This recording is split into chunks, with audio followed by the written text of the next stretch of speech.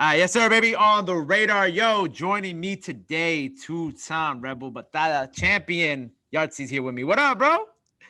Nice to be here, bro. Nice to meet you. It's incredible to be here and looking forward to talking to you today. Yo, man, how you been? I know this is you in New York right now. We in separate locations, but how have you been enjoying your time out here? It's good. It's good. It's always good to come back to New York. It's a city of full of motivation and full of inspiration. I love it when I come here. I love it. I get back on my writing again. It's a good place to start writing again. So I love coming back to the city and looking forward to the next couple of days over here.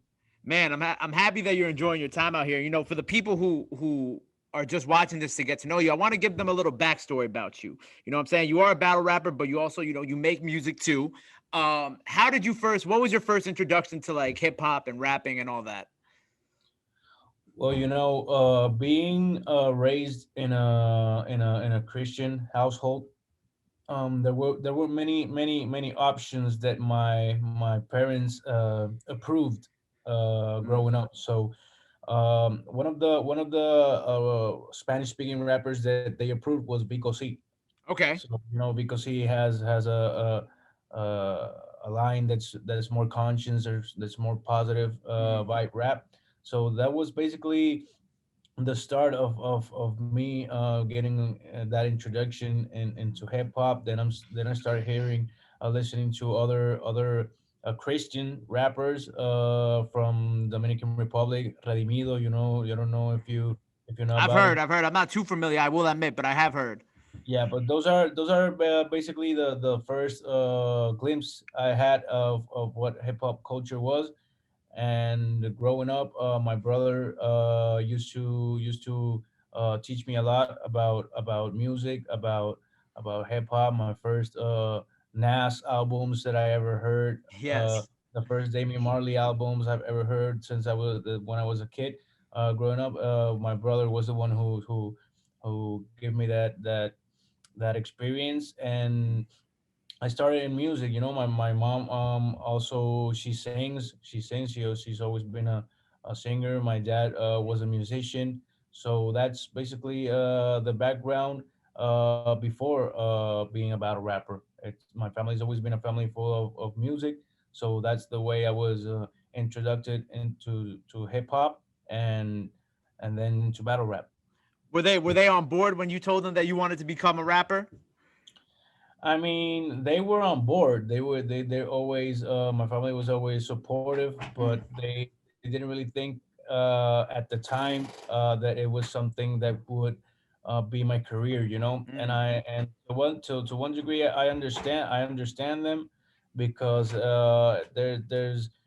there's a lot of people in the world that rap. There's a lot of people who want this type of career, but not everybody gets to make it a career, gets to get involved in the business side of it, should I say? Because hip hop culture is culture. It's something that can be with you wherever you live, wherever you go. But getting to live off your passion is something that doesn't happen often. At the beginning, they always knew and always gave me the motivation I needed, but we're a little uncertain on that side. But thank God it turned out. And now you're a two-time U.S. champion. You know what I'm saying? Look how God works. Yeah, yeah, yeah. When making the decision, because obviously, when you get into hip hop, the idea is like, okay, I'm gonna make music. You know what I'm saying? Like, I'm sure for some people, it's not always like, okay, I'm gonna go right into freestyle, battle rapping, all that stuff like that. How did like you make that decision? I mean, you do drop music. You have dropped songs, but obviously, with the battle rapping, that is you're again the two-time U.S. champion. How did you make that decision to kind of lean that way? Leaning towards battle. Yeah. Well, battle. First of all, I see it as a sport. Mm-hmm. when you make music, you give people a glimpse of who you are, of how you think. In freestyle battle, you do that too, but to a certain degree, because it's more competitive. It's more of a sport. It's more of a, I'm gonna top what you say. I'm gonna top your ideas. I'm gonna top your creativeness. And basically, I leaned first to battle, which wasn't like my main goal in music. I always wanted to make my music, make my albums, but I wrote along freestyle because it's a way to besides me. I mean, I love doing it. I love battling. I love the adrenaline. I love the competitiveness. But I lean towards it because it's a faster way to get noticed, because when you make music, sometimes it takes a little more for people to acknowledge you, like to give a chance, like to really hear what you want to say. They got to know a little more about you, to identify themselves with you, with your music.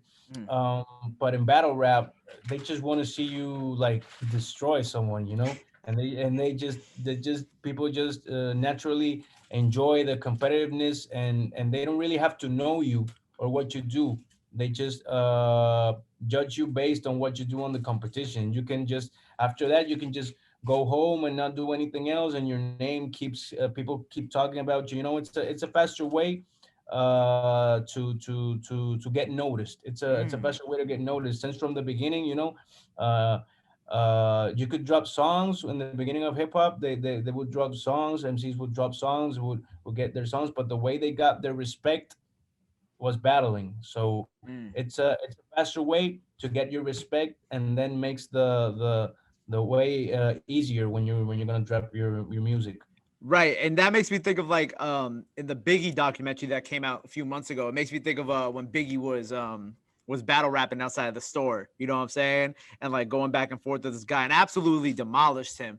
But it's interesting that you bring up that point because sometimes I don't think that people in hip hop really recognize that as much. You know what I'm saying? It's like, yo, this is clearly such a big part of it, and it's just like, and it's proof. The proof is right there with what you guys are doing with this, and even going as far back into the '90s and kind of like seeing how a lot of these guys got their start. You know what I'm saying? I think that's the beautiful part about what you do and what Rebel is doing with you guys when it comes to this, the batalla, what can people expect from you guys this year? Because there's a lot going on. We're back outside, we back doing these events.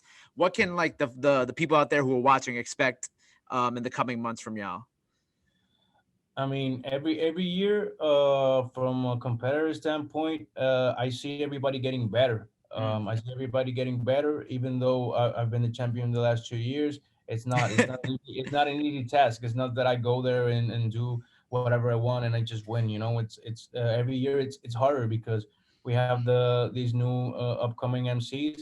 That the only thing that we're lacking was experience. Once they get Mm. more experience, they keep growing, and they keep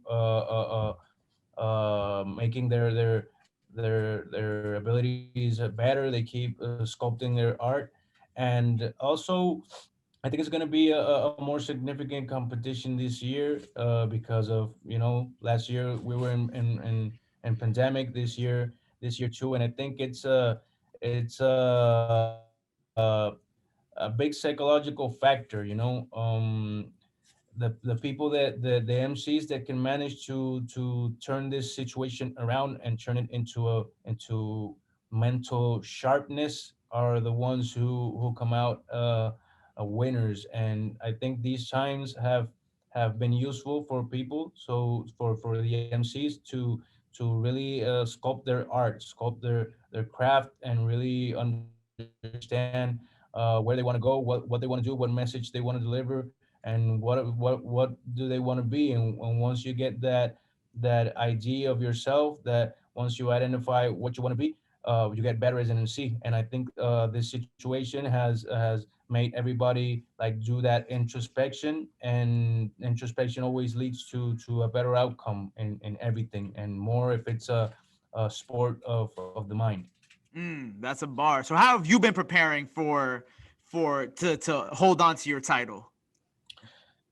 I mean, now I've had a lot more time, like everybody else, to practice. With events going down a little bit this year, I've had a more chance to stay at home and do some other stuff. But I've been practicing. I've been practicing from day for like day one. Mm, Um, to try to bring something new to the table, because especially for me, after the two championships, you gotta switch it up. You gotta switch it up so people, for two reasons. You gotta switch it up for three reasons. First of all, for yourself.